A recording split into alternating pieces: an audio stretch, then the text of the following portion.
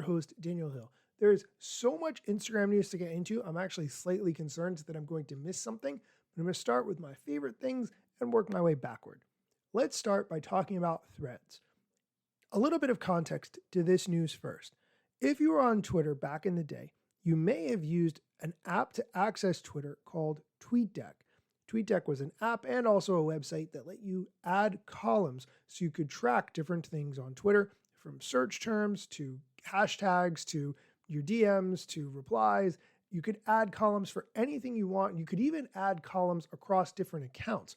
So if you were a social media manager who was managing different accounts for different clients and so forth, you could track a whole lot of things, and it was an awesome layout.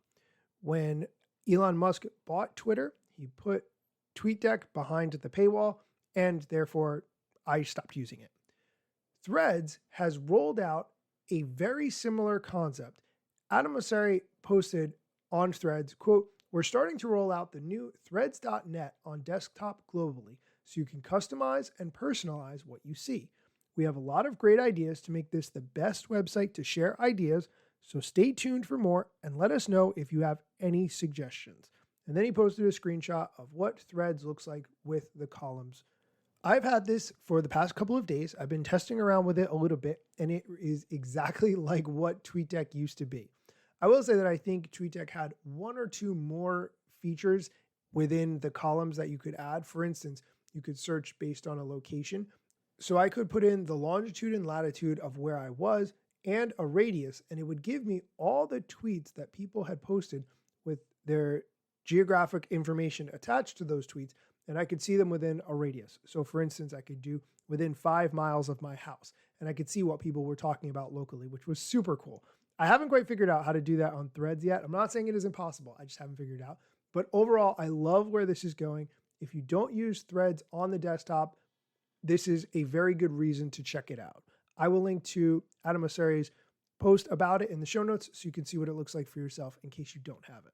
In other news, Instagram has added more features to Notes. If you're not familiar, Notes are like status updates. You can find them in your direct message inbox. They'll be there at the top. They are very popular with teens. Instagram has gone on record as saying repeatedly how much teenagers love the Notes feature. First, Instagram is adding Notes prompts, which will enable users to initiate conversations in the app based on templated queries. In the example screenshot Instagram shared, there's one that says current mood, and people have an option to add exactly what their feelings are around that current mood, and it's all shown in one screenshot that you can look at instead of being individual replies in your DM box. So I think that's an interesting concept. The next one is you can now use @mentions in Notes, so you can make more direct contact with your prompts. So if you want to tag the artist whose song you have shared in your notes, for instance, you can go ahead and do that. And the last thing is Notes likes, where you can react to notes without having to add your own thoughts. You can like a note by double tapping or clicking the heart icon in the reply sheet. These are very simple, but nice to see that Instagram is working on expanding Notes to be more cohesive. We are going to take a quick break. When we come back, we're going to talk about Reels longer than 90 seconds, why you might not want to do that, but how to do it anyway. And the head of Instagram, Adam Mosseri, will share a new feature that Instagram has just rolled out to keep people safe on the platform. So stick around. Oh, hey, welcome back. Recently on the show, I talked about how Instagram had a creator event in New York City, which I was not invited to, but they stressed the importance of posting Reels that were less than 90 seconds. However, you can post Reels longer than 90 seconds, and I talked about how to do that on the show the other day. The Instagram @creators account had a tutorial on how to post Reels, which are longer than 90 seconds. I'm going to play the clip of the explanation of how to do it, and then I'm going to explain why you might not want to on Instagram. If you are a creator on Instagram and you want to create videos that are over 1.5 minutes long, make sure to watch this. I know everybody's talking about making longer reels, so here's how you can upload that. Usually when you upload a reel, you will go to the reel section and you can see how you have to select only 90 seconds of your video. Now here's what you're gonna do instead. Scroll over to post. Now click onto the same video that you wanted to post. That is literally it. This allows you to post longer than 1.5 minutes video. That way you do not have to jump cut or edit part of your video. You can just post as it is. It's so convenient, so easy to use. Honestly, it's a hidden hack. Okay, let's just recap. All videos on Instagram are reels, but if you want to make a reel longer than 90 seconds, create it as a post. That's all you needed to know. With that context, why would you not want to create a reel longer than 90 seconds? In the caption of the Instagram @creators account post that I just inserted the audio for, Instagram explained in the caption, quote, "You can post a video over 90 seconds on Instagram. Just remember that any videos over 90 seconds won't be eligible to be recommended in Explore or Reels tab." End quote. If you want to get your reel recommended, and I think you would want to, it makes sense to have it be less than 90 seconds. I will link to all of this in the show notes so you can see it for yourself. And lastly, the head of Instagram announced today some updates that will keep people safe on the platform, and here he is to explain that. Today we're announcing a new feature to help teens and everyone really protect themselves on Instagram. Now it's actually an extension of an existing feature called Limits, which was designed for creators and allows them to limit those who can tag them, DM them, mention and comment on their stuff to just accounts that they follow and accounts that have followed them for a long time.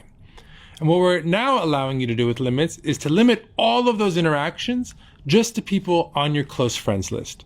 So if you're going through a difficult moment right now, whether or not you are a footballer that missed a penalty kick, or you are a high school kid who just switched high schools, and you want to limit who can interact with you on Instagram to make sure it's a safe place for you, now you can do so by limiting it just to your close friends in an effort to try to make Instagram as safe and positive a place for you as possible.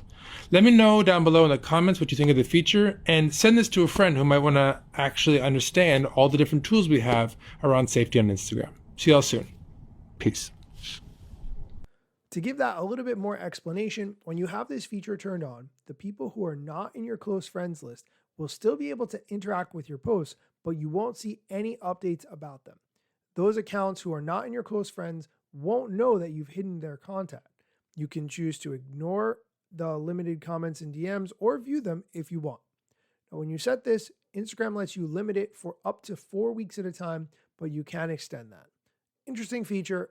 Anything that keeps people safe on the platform, I'm all for. That is going to do it for today's episode. As always, thank you for listening. If you have just a moment, please go on Apple Podcasts and leave a review of this show. I link to how to do that in the show notes because I want it to be as easy as possible for you.